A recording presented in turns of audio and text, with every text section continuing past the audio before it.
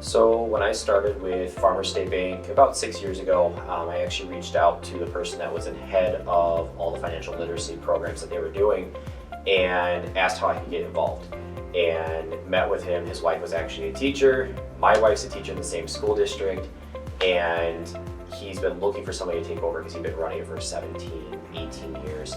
And once I was able to go in and shadow him, he actually let me take over the program and start running with our financial literacy program, and I've been working with the school districts for about 6 years.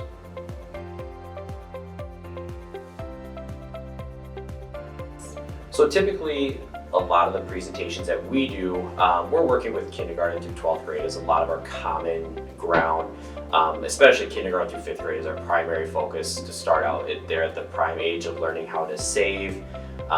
We have lesson plans that we set up for every age range. And then we also try to get involved with the adults in our community, setting up programs for them, talking about elder abuse or how to plan for your future, scams that are happening in our community, and just trying to branch off of that so they're aware of what's actually happening in our industry.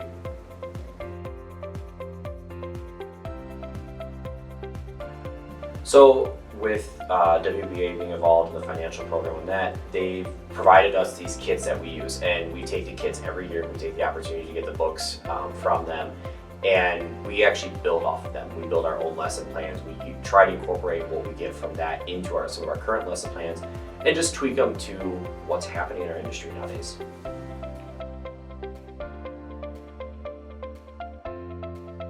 My advice on trying to get involved in financial literacy is taking that step and talking to people in your community and find out what things would benefit your community, what type of conversations. That's kind of how I got into it, was learning that teachers felt like the students needed to understand how to save money, how to prepare for their future. And that's the same way with the adults. We learned that there were people that were struggling to get back up on their feet, and we met with them to figure out what do they need help with. And once we kind of figured out that niche, we ran with it. We built our program, we kind of continued to grow. And so I suggest not being afraid of taking that step and taking that leap to find that niche that you can get involved in and help your community.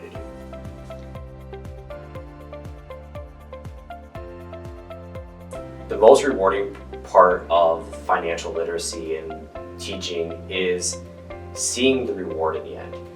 And for me, it's actually working with the kids. There's a lot of kids now that I've been doing this for the last 5-6 years that are coming back getting their first jobs or graduating high school and coming in and actually asking specifically to meet with me because they remember me talking to them as a kid.